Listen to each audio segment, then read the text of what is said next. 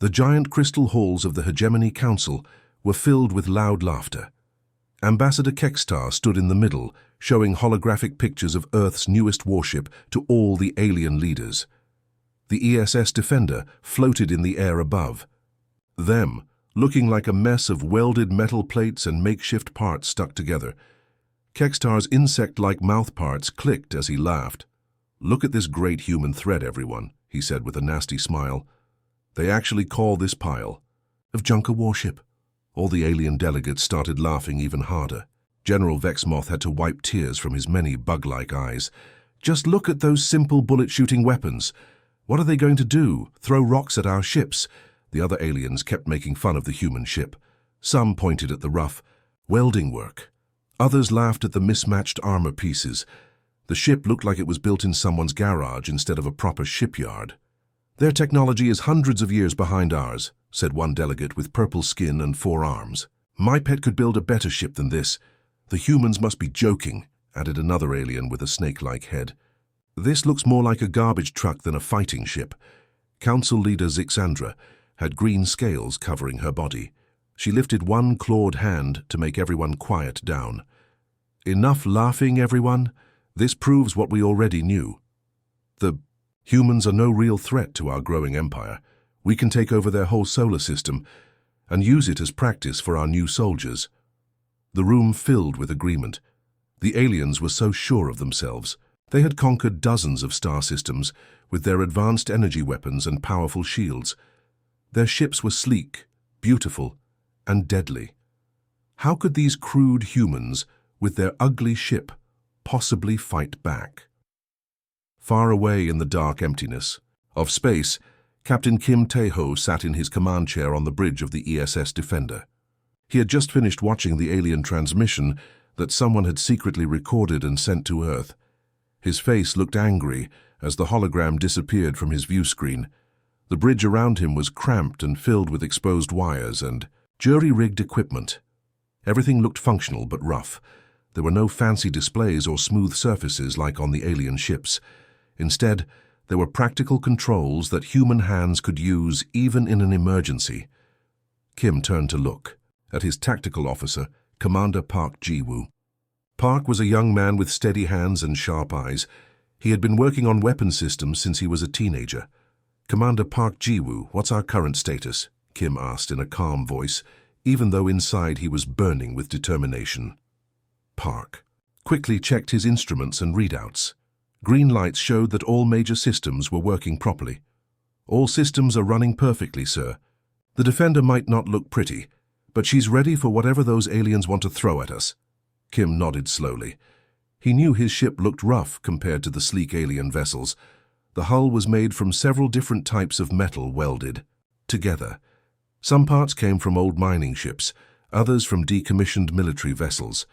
The weapons were simple railguns that shot solid metal projectiles instead of fancy energy beams. But Kim also knew something the aliens didn't understand. Human engineers had built the Defender to be tough, adaptable, and easy to repair. Every system had backups. Every part could be fixed with basic tools.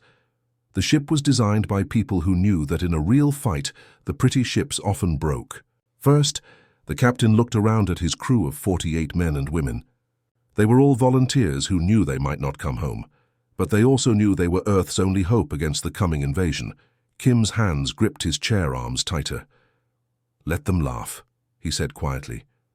"We'll see who's laughing when this is over." Admiral Vorthak's enormous warship moved slowly through space like a metal mountain. His dreadnought was 3 times bigger than any human ship ever built. Behind him, 11 other alien vessels followed in perfect formation. Each ship was sleek and deadly, with energy weapons that could destroy entire cities. On the command deck of the lead ship, the atmosphere was relaxed and playful. Young alien officers were practicing basic flying maneuvers on their training computers. They treated this mission like a simple training exercise. The senior officers stood around making bets with each other about how fast the humans would give. "Hub, I say they surrender in 2 hours," laughed Commander Gexwell, counting his betting chips. "Too long," replied another officer with blue skin. "These primitives will quit the moment they see our ships." The bridge was filled with confident chatter and jokes. None of the aliens seemed worried about facing the human fleet. They had conquered dozens of worlds before, and this looked like it would be the easiest victory yet. Suddenly, the communications officer at his station raised one of his four arms. "Sir, we're getting messages from the planet Earth. The humans want to talk about peace negotiations." Admiral Vorthak's thick tentacles moved around his head like angry snakes. This was his way of showing amusement. "Ignore every message they send us. Instead, broadcast our standard surrender demands on all radio frequencies. Tell these humans they have exactly 6 hours to give up completely, or we will destroy their entire planet." The communications officer nodded and began sending the threatening message toward Earth. The transmission would take several minutes to reach the human homeworld. Meanwhile, on Earth, the situation was completely different. In the underground emergency command center, buried deep beneath the capital city, President Lee Da-un stood before a large table surrounded by holographic images. World leaders from every country appeared as blue glowing figures around the room. President Lee's face looked tired and worried. She had been awake for 36 hours straight, trying every possible way to avoid this war.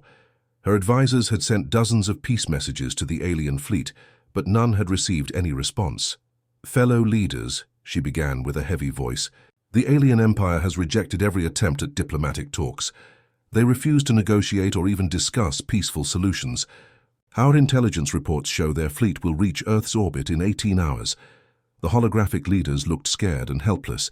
Some argued for immediate surrender, while others demanded they keep fighting no matter what happened. "President," Lee raised her hand for silence, "we have tried everything possible to avoid this conflict. Now we must place our trust in Captain Kim and his brave crew aboard the ESS Defender. They are humanity's last hope against this invasion." She paused and looked directly at each leader. "May fortune favor the brave souls who stand between us and destruction."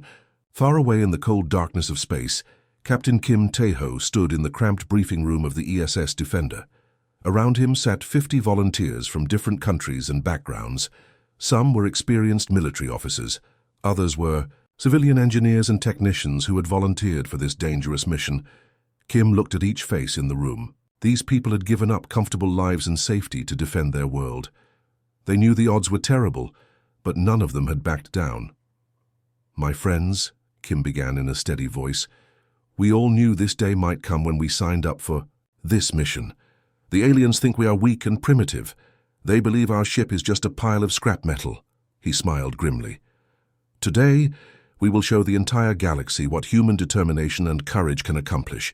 We may be outnumbered, but we are not outmatched. Our enemies underestimate the power of people fighting for their homes and families." The crew members nodded with fierce determination in their eyes. The ESS Defender suddenly appeared out of hyperspace, like a ghost materializing from nothing.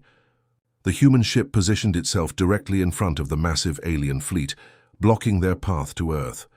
From a distance, the single human vessel looked tiny compared to the 12 enormous alien warships approaching. On the bridge of the Defender, Captain Kim Tae-ho stood calmly behind his command chair, studying the tactical display that showed the enemy formation. The alien ships were arranged in a perfect attack pattern, just like they had done when conquering other worlds. But Kim noticed something important. They were flying in predictable formations because they had never faced real resistance before. Around the bridge, his crew members were busy running final checks on all systems. Engineer Yoon Min Seo called out power levels from his station. Weapons Officer Park Ji-woo tested the targeting computers one last time. Navigator Jung Hai-in confirmed their position relative to the enemy fleet. "Captain," Communications Officer. Han Sora announced from her position, "The alien flagship is sending us a message. They want to talk." Kim nodded once. "Put the transmission on the main screen. Let's hear what they have to say." The view screen flickered and then showed the face of Admiral Vorthak. The alien leader looked like a giant lizard with yellow eyes and sharp teeth. His skin was dark green with black spots, and he had multiple arms that ended in clawed hands. When he spoke, his voice sounded like rocks grinding together. "Primitive human vessel," Vorthak said with obvious disgust. "You will power down your weapons and surrender immediately. Your entire species has been marked for conquest and slavery. Resistance is pointless." The alien admiral leaned forward, trying to look intimidating. "We have studied your pathetic technology. You cannot possibly stand against the might of the hegemony empire." Captain Kim stepped forward so the alien could see him clearly on their screen. His expression remained calm and professional, showing no fear despite being outnumbered 12-1. "This is Captain Kim Tae-ho of the Earth Space Navy," he replied in a steady voice. "You have entered our solar system without permission and made threats against our world. I am ordering you to leave immediately, or you will face the consequences of your actions." Admiral Vorthak's reaction was exactly what Kim expected. The alien leader threw back his head and started laughing loudly. The sound echoed through both ship bridges like the roar of a hungry beast. "Your crude little ship against my entire battle fleet," Vorthak said between laughs. "This will be the most amusing battle I have ever fought. I will enjoy watching your primitive vessel get torn apart by our superior weapons." The alien admiral gestured with one of his clawed hands. "Look around you, human. You are surrounded by ships that have conquered dozens of star systems. Your welded-together scrap heap stands no chance against our advanced technology." Kim listened to the alien's threats without changing his expression. He had expected this reaction. The aliens were so confident in their superiority that they could not imagine losing to humans. "Commander Park," Kim said quietly to his weapons officer, "are our railguns ready?" "All weapons systems are fully charged and targeted, Captain," Park replied, his hands steady on the firing controls. Kim took one last look at the alien admiral's mocking face on the screen. "Admiral Vorthak, you have made a serious mistake. You assume that because our ship looks different from yours, it must be weaker. You are about to learn why that assumption will cost you dearly." The alien was still laughing when Kim gave his next order in a calm, quiet voice that somehow seemed to fill the entire bridge. "Fire!" The defenders' railguns roared to life with a sound like thunder. These weapons did not shoot energy beams like the alien weapons. Instead, they launched solid, tungsten rods at incredible speed, nearly as fast as light itself. The metal projectiles were small but carried enormous kinetic energy. The lead alien cruiser's energy shields were designed to stop laser beams and plasma bolts, but they were completely useless against solid objects moving at such tremendous speed. The tungsten rod punched through the shield like it was not even there, then tore through the ship's hull from front to back. The massive alien warship split in half with a brilliant explosion that lit up the darkness of space. Bright red laser beams cut through the darkness of space like deadly swords, all aimed at the ESS Defender. The alien ships had recovered from their shock and were now firing everything they had at the single human vessel. The energy weapons created brilliant flashes as they struck the Defender's hull. Deep inside the ship, Chief Engineer Yoon Min Seo worked frantically at his control panel. Sparks flew from damaged circuits around him, and warning lights blinked red throughout the engine room. His hands moved quickly over switches and cables, rerouting power from systems that were no longer working. "Captain!" Yoon shouted over the noise of battle. "Their energy weapons are cooking our left side armor. The metal plating is starting to melt under all that heat."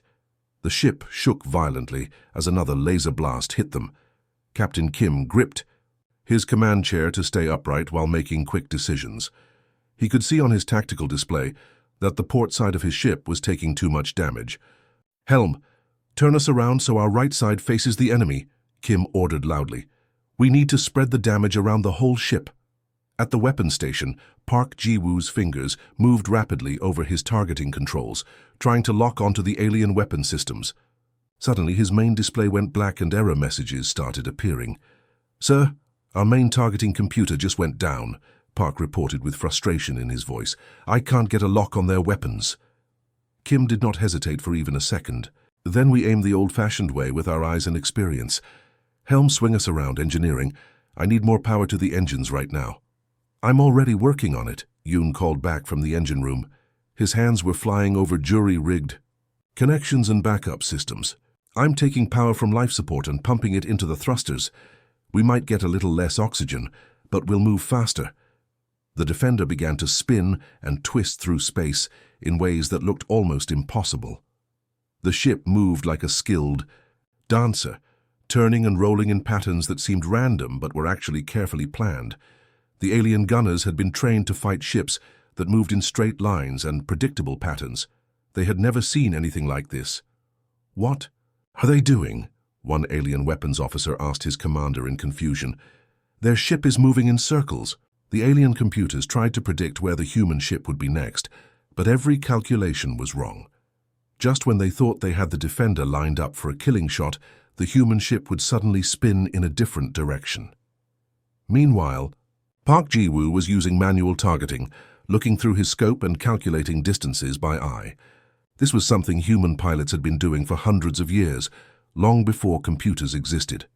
"I've got a shot on their second cruiser," Park announced. "Firing now!" The railgun fired with its characteristic thunder, and another tungsten rod streaked across space. Without computer assistance, Park had to rely on his training and instincts. The metal projectile struck the alien ship's main weapon array, causing a chain reaction of explosions that tore through the entire vessel. "Direct hit!" someone shouted from across the bridge. The battle continued with the defender dancing through space like it was alive. Every move was improvised and adapted to the situation. When the aliens tried to surround them, the humans would suddenly accelerate in an unexpected direction. When the enemy concentrated fire on one area, the defender would spin to present fresh armor. "Third target locked," Park called out, already lining up another shot. "These aliens fight like robots. They never change their tactics."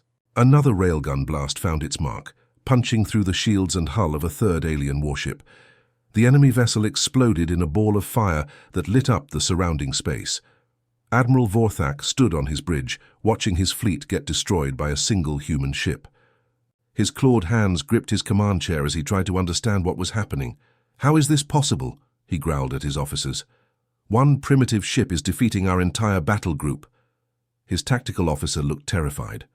"Sir, they fight like nothing we have ever encountered.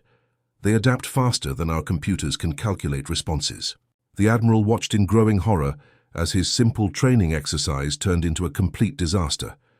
The massive throne room in the hegemony capital had never felt so tense. Emperor Zakthul sat on his crystal throne while hundreds of alien nobles and military officers whispered nervously to each other. The air was thick with fear and confusion as impossible news spread through the royal court. Admiral Vorthak stood before the emperor, his reptilian body still showing burn marks from the battle. Behind him, the few surviving officers from his fleet looked broken and defeated. These were warriors who had conquered entire star systems, but now they trembled like frightened children. Emperor Zakthul's voice was quiet and controlled, but everyone in the room could hear the deadly anger underneath. "Admiral, explain to me again how a single human vessel managed to destroy half of your battle fleet." Vorthak's throat made clicking sounds as he tried to find the right words. "Your Magnificence, I have served the Empire for 30 years and conquered dozens of worlds, but I have never encountered anything like these humans." The Emperor's golden eyes glowed with rage. "They are primitives. Their ship looked like scrap metal welded together by children." "That is what we thought too, Your Magnificence," Vorthak replied carefully.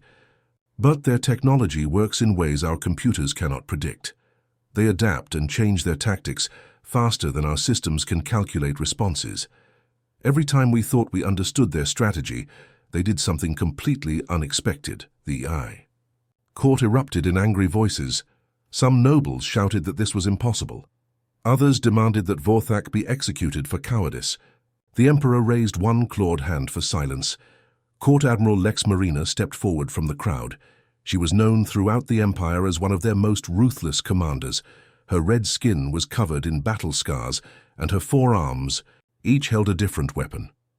"Your Magnificence," she said with confidence, "I request permission to lead the third battle group against these humans. What happened to Admiral Vorthak was clearly just bad luck. Give me 50 ships, and I will bring you the heads of every human in their pathetic fleet." The Emperor considered this for a long moment. "Very well. Take the third battle group and show these primitives the true power of the hegemony empire. Do not return without complete victory." Meanwhile, millions of miles away in Earth's orbital shipyards, the scene was completely different. Director Choi Hyun-woo walked through the massive construction facilities where dozens of new human warships were being built. The air was filled with the sounds of welding torches and heavy machinery. Unlike the aliens who built identical ships from the same plans, each human vessel was unique. Some were long and sleek, others were short and heavily armored. Some carried mostly railguns, while others had experimental weapons that had never been tested in battle. "Remember what I told you," Director Choi said to his engineering teams. "Build each ship differently from all the others. Make everyone unique in its own way. Let the aliens try to figure out our tactics when they cannot predict what our ships can do." The workers nodded with determination. They had all heard about Captain Kim's victory, and they wanted to build ships that would make humanity proud. Each vessel incorporated lessons learned from the Defender's first battle, but with improvements and modifications that no alien computer could anticipate. Back on the ESS Defender, Captain Kim walked through the sections of his ship that had been rebuilt after the battle. The hull patches were still visible, but the ship was stronger than ever. His crew had worked around the clock to repair the damage and upgrade their systems. He stopped to talk with his newest crew member, Lieutenant Commander Song Min-ah. She had volunteered to join the Defender after hearing about their victory against impossible odds. "Commander Song," Kim said as they looked out at the stars through a porthole, "intelligence reports suggest the aliens are preparing a much larger fleet to attack us. The next wave will probably have 50 ships or more. Are you sure you are ready for this kind of fight?" Song Min-ah smiled with fierce determination in her eyes. "Captain, I have been waiting my whole life for a chance to defend our world. I would not miss this battle for anything in the universe." Kim nodded approvingly. Around them, the rest of the crew continued their preparations, knowing that humanity's greatest test was still to come. The third battle group emerged from hyperspace like a swarm of metallic locusts, their 50 warships arranged in perfect military formation. Admiral Lex Marina had expected to find the wreckage of one damaged human vessel floating helplessly in space. Instead, her tactical display showed something that made her blood run cold. 23 human ships waited for them in a loose defensive formation, but each vessel looked completely different from the others. Some were long and thin like needles, others were wide and flat like shields. A few looked like giant hammers, while others resembled massive arrows. The only thing they had in common was that they were all clearly built by human hands. "What in the seven hells is this?" muttered Commander Vexicol from his position at the tactical station. "I have never seen such a mixed collection of ship designs in my entire military career." Admiral Lex Marina studied the strange human fleet with growing confusion. Her red skin darkened with anger as she realized the humans had been busy building more ships since their first victory. "Communications officer, open a channel to the lead human vessel. Let me speak to whoever is commanding this pathetic collection of scrap metal." The main screen flickered to life, showing the bridge of the ESS Defender. Captain Kim Tae-ho stood in the center, but he was not alone. On his left stood Captain Nam Jae-hyun, a stern-faced man who commanded a ship that looked like a flying fortress. On his right was Captain Seo Yoon-ji, a woman whose vessel resembled a giant sword covered in weapon ports. Kim spoke first, his voice calm and professional. "Admiral Lex Marina, I presume. You have one chance to turn your fleet around and leave our solar system peacefully. This is your only warning." Lex Marina's forearms gestured angrily at her tactical display. "Look at your situation, human. I have 50 warships against your 23 primitive vessels. You are outnumbered more than 2 to 1. Surrender now, and I might let some of your crews live as slaves." Kim's expression did not change. "Admiral, you are making the same mistake your predecessor made. You think numbers are the only thing that matters in battle. I have the largest battle group in the entire hegemony fleet," Lex Marina roared. "What could you possibly have that threatens 50 ships?" Kim smiled slightly. "We have something your empire has never understood, the power of human creativity and teamwork." He paused for a moment. "Numbers are not everything. Admiral." The transmission ended abruptly, leaving Lex Marina staring at a blank screen. She turned to her weapons officer with fury in her golden eyes. "All ships, attack formation! Destroy every human vessel!" What happened next was unlike any space battle in the history of the galaxy. The human ships did not fight like a traditional fleet. Instead, they moved like a pack of wolves, each vessel supporting the others while attacking the aliens' weaknesses. Captain Park Sung-won's ship, the ESS Hornet, released clouds of small kinetic interceptors that swarmed around the alien. Vessels like angry bees. These tiny projectiles were too small for the aliens' big guns to target, but they tore through fighter craft and damaged weapon systems with deadly precision.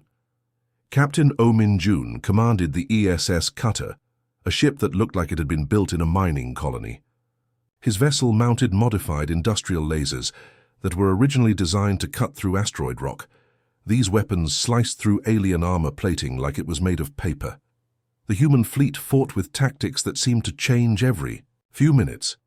Just when the aliens thought they understood the human strategy, the ships would reorganize into a completely different formation. Some vessels would suddenly accelerate to incredible speeds, while others would slow down to provide covering fire. "They are not following any known tactical doctrine," screamed the alien tactical officer. "Every time we adapt to their strategy, they change it completely." Captain Lee Dongwoo's ship carried experimental shield generators that could project energy barriers around other vessels. Captain Yu Jaemin's vessel was equipped with electronic warfare systems that jammed alien communications and targeting computers. The battle raged for 3 hours. Alien ships exploded in brilliant flashes of light while human vessels danced. Between the energy beams like performers in a deadly ballet, the aliens fought with rigid formations and predictable tactics, while the humans adapted and improvised with every passing minute. When the fighting finally ended, the results were devastating for the hegemony fleet. 37 alien warships had been destroyed or damaged so badly they could not fight.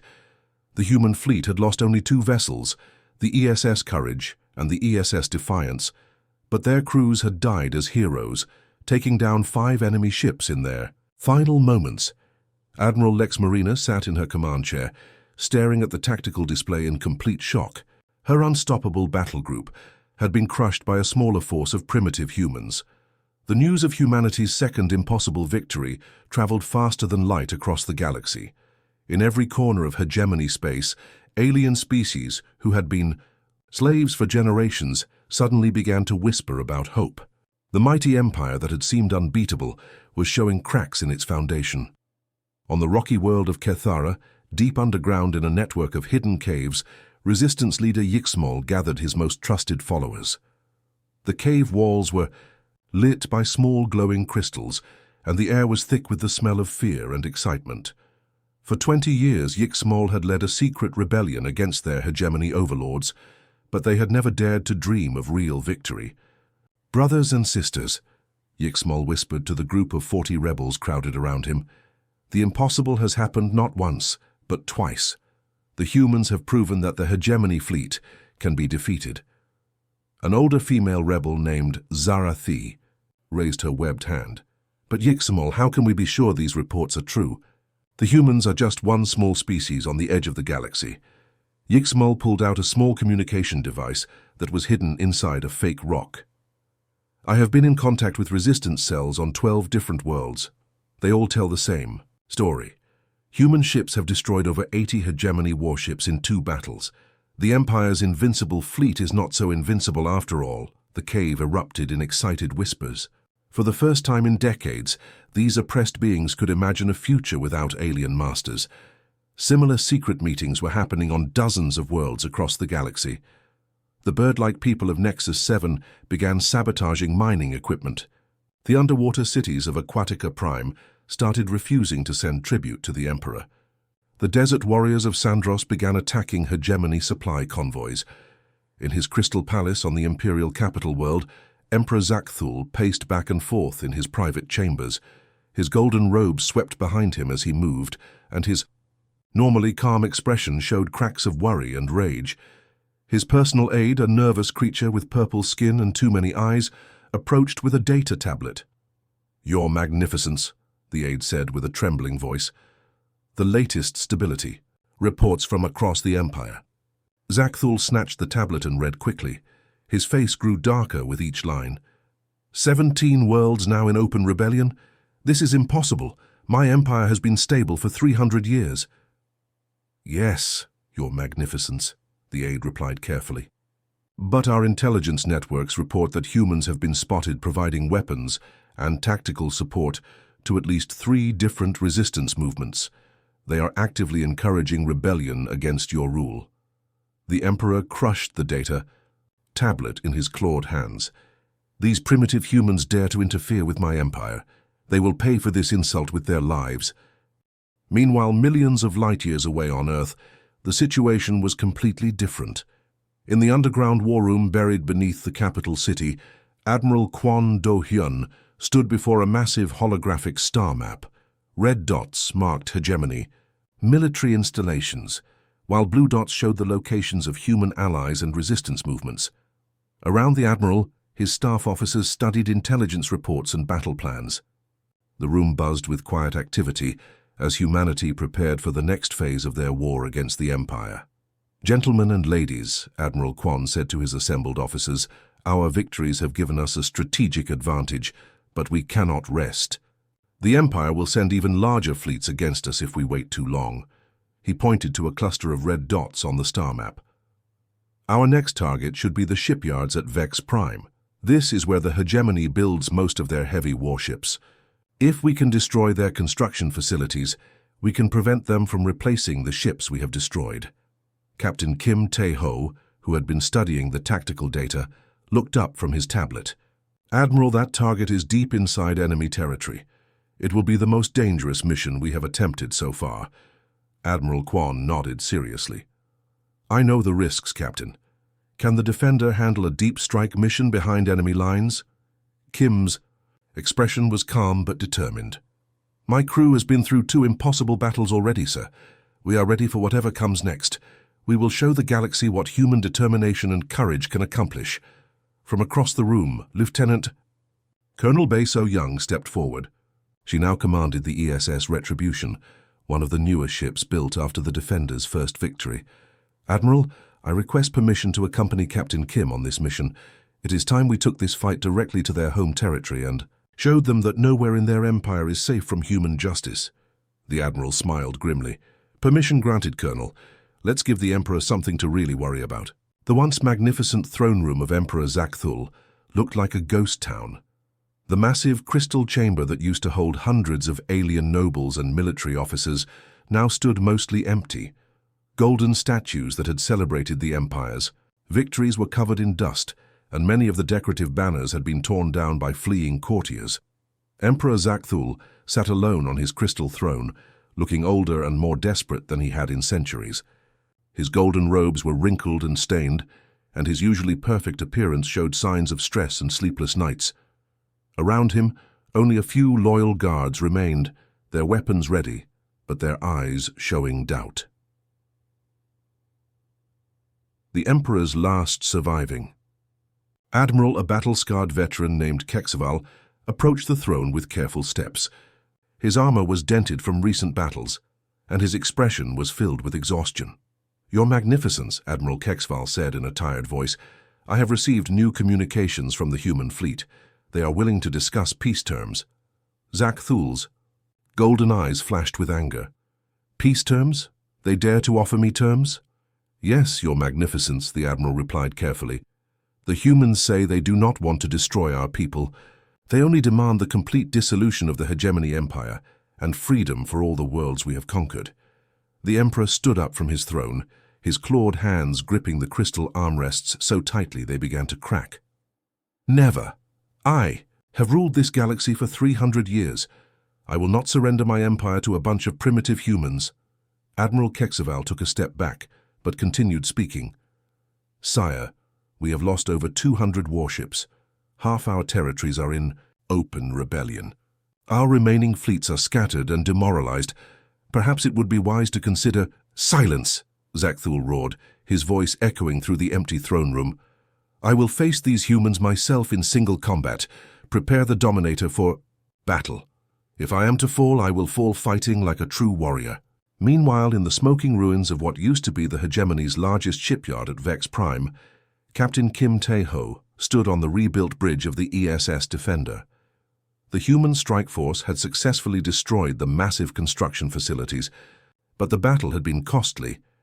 His ship's hull was covered with new scars and repair patches from the fierce fighting. Around him, his bridge crew worked quietly at their stations. Many faces were new, young officers who had volunteered to replace crew members lost in previous battles. But despite their youth, every person on the bridge shared the same look of fierce determination.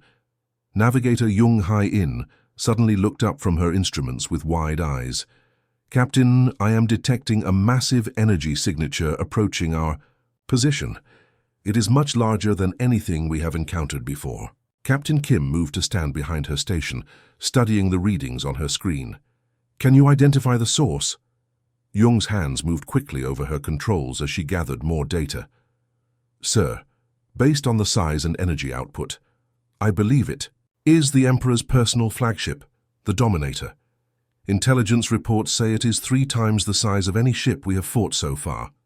Kim nodded slowly, then activated the ship-wide communication system.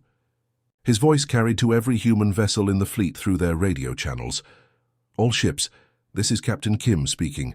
The Emperor himself is coming to face us in his flagship. This will be our final battle against the Hegemony Empire." He paused for a moment, looking around at his crew members. Some were veterans who had been with him since the beginning, while others were newcomers who had joined after hearing about their victories. But all of them showed the same brave spirit that had carried humanity through impossible odds. "We fight today not just for Earth, but for freedom itself. We fight for every world that has suffered under the Empire's rule. We fight for the future of the galaxy." The space around Vex Prime suddenly filled with brilliant light as the Dominator emerged from hyperspace. The Emperor's flagship was a massive black vessel that looked like a flying mountain. Its hull was covered with thousands of weapon ports, and energy crackled around its surface like trapped lightning. But Captain Kim smiled as he saw humanity's response to this threat. 47 human ships of all shapes and sizes moved into formation around the Defender. Each vessel was unique, built with human creativity and determination. Some were large and heavily armed, others were small and fast, but all of them carried crews who refused to surrender. "Look at that," Kim said, quietly to his bridge crew. 47 ships, each one proof that humanity will never give up. The final battle for the galaxy was about to begin. The massive hulk of the Emperor's flagship drifted silently through space like a broken mountain. The Dominator, once the most feared warship in the galaxy, was now nothing more than twisted metal and shattered dreams. Pieces of debris floated around the wreckage, catching starlight and reflecting it in 1,000 different directions. Captain Kim Tae-ho stood on the bridge of the ESS Defender, looking out at the aftermath of the final battle. His uniform was torn and dirty, and his face showed the exhaustion of someone who had carried the weight of an entire galaxy on his shoulders. But his eyes also held something new, the quiet satisfaction of a job well done. Around him, his bridge, crew was busy coordinating with ships from across the galaxy. The communication channels were filled with voices speaking dozens of different languages, as former slaves and oppressed peoples celebrated their newfound freedom. It was chaos, but it was the beautiful chaos of liberation. "Captain, communications." Officer Han Sora called from her station. "We are receiving requests for landing coordinates from over 100 different delegations. Every freed world wants to send representatives to the peace conference." Kim nodded tiredly. "Coordinate with Admiral Kwan's staff on Earth. Make sure everyone who wants to participate gets a chance to speak." Through the view screen, Kim could see ships arriving from every corner of the galaxy. Some were sleek vessels from advanced civilizations. Others were crude converted cargo ships from worlds that had been stripped of their resources by the Empire. But they all had one thing in common. They carried people who were free for the first time in generations. A soft chime indicated someone was requesting permission to come aboard. Kim turned to see former Admiral Vexmoth being escorted onto the bridge by 2 human security officers. The alien leader looked very different from the last time they had met. Instead of his military uniform, he now wore simple diplomatic robes. His proud bearing had been replaced by something that looked almost like humility. Vexmoth approached Kim's command chair slowly, his multiple arms held in a gesture of respect. "Captain Kim Tae-ho," he said in heavily accented English, "may I speak with you privately?" Kim gestured for his crew to give them some space. "What can I do for you, Admiral?" The former enemy looked around the bridge, taking in the jury-rigged equipment and battle damage that told the story of humanity's incredible journey. "Captain, your people have accomplished something that seemed impossible. You have given the galaxy something we thought was lost forever. Hope for a better future." He paused, struggling to find the right words. "In all my years of military service, I conquered dozens of worlds for the Empire. I thought strength meant crushing those who were weaker. But you have shown us that true strength comes from lifting others up." Kim listened quietly, allowing the alien leader to continue. "What I want to know," Vexmoth said earnestly, "is what do you and your people ask for in return? You could demand tribute from every world you have freed. You could build your own empire to replace the one you destroyed. What is humanity's price for this gift of freedom?" Kim looked out at the stars for a long moment, then turned back to his tired but proud crew. Chief Engineer Yoon Min Seo had finally gotten some rest and was now working on repairing the ship's damaged systems. Communications Officer Han was coordinating rescue efforts for survivors from the destroyed Imperial ships. Every human on the bridge was focused on helping others rather than claiming rewards. "Admiral," Kim replied with a slight smile, "we ask for nothing except the chance to work together as partners and friends. Earth never wanted to build an empire or rule over other worlds. We just wanted to explore the galaxy and meet new friends among the stars." Before Vexmoth could respond, the main view screen activated to show President Lee Da-eun addressing the assembled representatives from across the galaxy. She stood at a podium on Earth, with the flags of 100 different worlds displayed behind her. "My friends," President Lee began, her voice carrying clearly across space, "today marks the beginning of a new chapter in galactic history. Not a chapter written in conquest and fear, but one built on cooperation and friendship." The camera showed delegates from dozens of species listening intently. Some had fur, others had scales, and many looked nothing like humans at all. But they all shared the same expression of hope and determination. "The Galactic Freedom Council will be guided by principles that humanity holds dear," the President continued. "Every world will have an equal voice. Every species will be respected for their unique contributions. And never again will one group try to dominate all others." As the ceremony concluded, Captain Kim gave new orders to his crew. "Navigator Jung, set course for the Andromeda sector. Communications, send a message to Earth Command. Tell them the ESS Defender is beginning a new mission." "What kind of mission, sir?" Jung asked. Kim smiled as he looked out at the infinite expanse of stars. "Exploration, Jung. We are going back to what humanity does best, discovering new worlds and making new friends. The galaxy is free now, and there is so much left to explore."